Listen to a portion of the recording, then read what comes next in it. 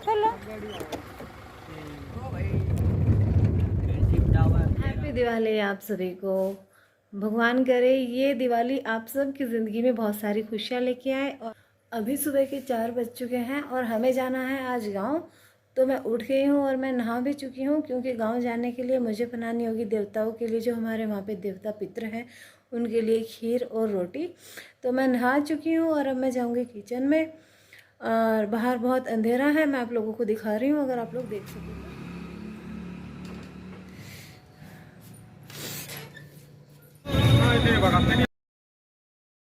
Festival time में बहुत काम होता है, सभी समेटना होता है, शाम की तैयारी भी करनी होती है। तो इसी चक्कर में मुझे 9 बज चुके थे जब हम घर से निकले। गांव पहुंचने में हमें बहुत ज़्यादा टाइम लग गया, क्योंकि बहुत दूर है। और जहां तक आप लोगों की नज़र जा रही है, ये सारे हमारे खेत हैं। यहाँ पे आजकल धान की कटाई चालू है।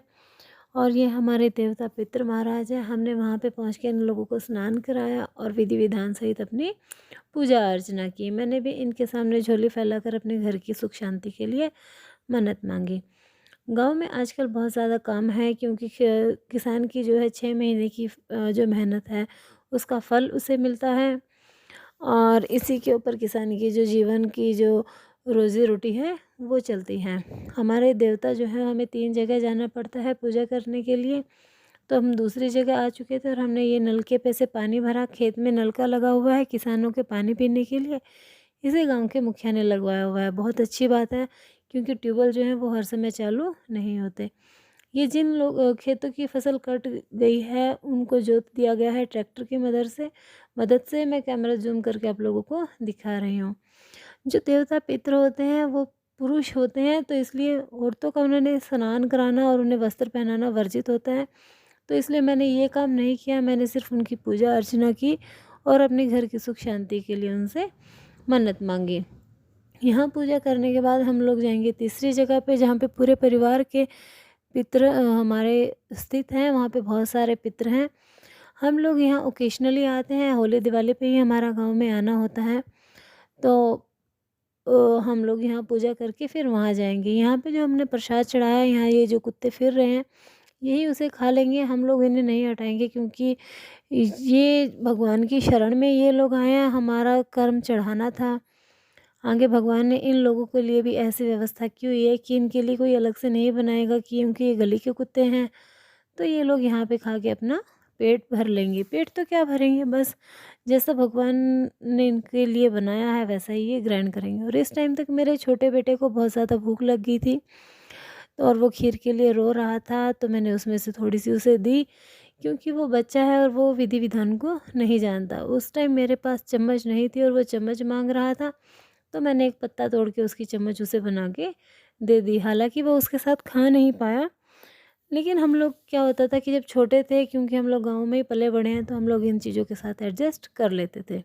हमारे बच्चों को इन चीज़ों की आदत नहीं है, जो मुझे कहीं ना कहीं कचोटती है कि उन्हें शायद मैं समय के हिसाब से तैयार नहीं कर पाऊँगी। क्योंकि इंसान को जो है अपनी संस्कृति से और अपनी जड़ों से मिलके हमेशा चलना चाहिए, मेरा ऐसा मानना है। और मैं कोशिश करती हूँ कि अपने बच्चों को हर तरह के माहौल में ढलना सिखा सकूँ। उन्हें जितनी ज़्यादा वो सुविधाएं मिलेंगी, वो उतने ही शायद ज़िंदगी के संघर्ष को ना समझ पाएँ। यहाँ पे हमारी पूजा हो चुकी थी और अब हम लोग आगे की तरफ जाएंगे। मेरे बेटे को प्यास लगी थी, तो उसने इस नलके से पानी पिया। अब हम जहाँ जाएंगे वहाँ पे एक जगह गोभी की फसल है, वो मैं आप लोगों को दिखाऊंगी कि जो गोभी जो होती है खेत में छोटी छोटी कैसे लगती है। रास्ते में हमें ये किसान ताऊ जी मिले। मैं नहीं जानती है मेरे ताऊ लगते हैं या चाचा लगते हैं, क्योंकि गांव में हमारा रहना इतना नहीं हुआ। ये देखिए हमारे खेत, यहाँ पे कुछ फसल कट चुकी है और कुछ की कटनी अभी चालू है। अब हम चल पड़े आगे की तरफ। और ये जो ताऊ जी हमें मिले, ये अपने गाय भैंसों को लेकर खेत में चराने के लिए आए हुए हैं। ये ट्यूबवेल है, इस टाइम पानी की ज़रूरत नहीं होती खेतों को, तो ये बंद पड़ा हुआ है। ये गोभी की फसल है जो मैंने आप लोगों को बताई थी। इसमें बहुत मेहनत होती है, किसान को जी जान लगाना पड़ता है, तब जाके कहीं ये सब्जी की फसल तैयार होती है। और यहाँ से पूजा करके हम लोग घर जाएंगे। गाँव की वीडियो मैं शूट नहीं कर पाऊँगी क्योंकि गाँव के लोगों की जो सोच होती है वो थोड़ी अजीब होती है। अगर मैं वहाँ वीडियो शूट करूँगी तो वो लोग तरह-तरह की बातें बनाएँगे, जो मुझे भी अच्छी नहीं लगेंगी और शायद मेरे घरवालों को भी अच्छी नहीं लगेंगी। अगर कभी ऐसा कुछ हुआ कि मैं गाँव के अंदर की वीडियो शूट कर पाई तो मैं आप लोगों को ज़रूर दिखाऊँगी, और गाँव के बाद फिर हम लोग निकल जाएँगे अपने घर के लिए वापस। यहाँ मेरे बेटे ने थोड़ा-सा खेला और ये डर रहा था इस पेड़ पे बैठते हुए, लेकिन ये जो है इसके ताऊजी ने इन्हें बिठाने की कोशिश करी। ये माता है वहाँ गाँव की।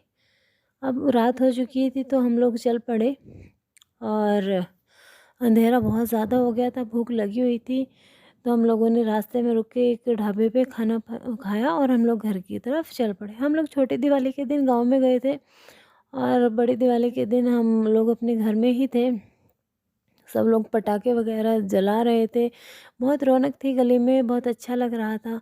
लेकिन कहीं न कहीं ये जो प्रदूषण फैल रहा था वो मुझे पिंच कर रहा था। मुझे पर्सनली पटाखे जलाना पसंद बिल्कुल भी नहीं है। जब सब पटाखे जला रहे थे तो पटाखों की आवाज़ सुन के कुछ गरीब बच्चे भी वहाँ पे आए, जो क्या करते हैं कि जिनके हाथ से पटाखे गिर जाते हैं या बहुत सारे पटाखे होते हैं तो उनमें से कुछ चुन लेते हैं और उनसे अपनी दिवाली मनाते हैं। ये चीज़ मुझे बहुत दुखी करती है, लेकिन क्या होता है कि हमारा एक दायरा होता है किसी भी की भी मदद करने का।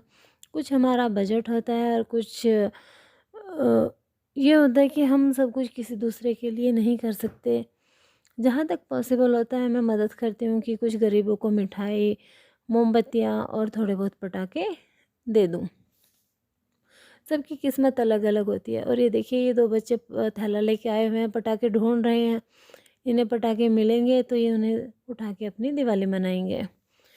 गली में बहुत रौनक है, सब बच्चे बहुत एंजॉय कर रहे हैं। मैं भी ऊपर से देख रही थी कि मुझे पटाखों से बहुत ज़्यादा डर लगता है। अच्छा लगता है, प्रकाश का पर्व है, हँसी-खुशी ये सारा दिन गया, बहुत अच्छा लगा। दिवाली बहुत अच्छी रही और अगले दिन हम लोगों ने की गोवर्धन पूजा। और ये हमारे में क्या होता है कि औरतें जो हैं गोवर्धन महाराज की पूजा नहीं करते, सिर्फ आदमी और बच्चे ही पूजा करते हैं। तो उन लोगों ने इकट्ठे होकर सारे घर में दिए जलाए और सबके घरों से खाना बन के आया। और ये जो सफ़ेद कपड़ों में दिख रहे हैं ये पापा जी हैं, इनको हम देंगे सब गोवर्धन का पूजने के बाद खाना। सब बच्चे इकट्ठा हुए और सबने गोवर्धन महाराज की जय बोल के उनका आशीर्वाद लिया। भगवान से दुआ करती हूँ कि ऐसी दिवाली हर बारी सभी की ज़िंदगी में आए, सब कुछ हँसी खुशी से रहे, सबकी ज़िंदगी में भगवान माता लक्ष्मी गोवर्धन महाराज की कृपा बनी रहे और सबके बच्चे हंसे खेले कूदे। इसी आशा के साथ आप लोगों से विदा लेती हूँ। हैप्पी दिवाली आप सबको एक बारी फिर से। अगर आप लोगों को मेरी ये गाँव की जर्नी और मेरा व्लॉग अच्छा लगे तो प्लीज़ मेरे चैनल को लाइक और सब्सक्राइब ज़रूर कीजिएगा और अपने सजेशन मुझे कमेंट बॉक्स में ज़रूर लिखिएगा। हैप्पी दिवाली आप लोगों को, हैप्पी गोवर्धन, हैप्पी भाई दूज। तब तक के लिए बाय बाय, थैंक यू और मेरे चैनल को सब्सक्राइब करना मत भूलिएगा।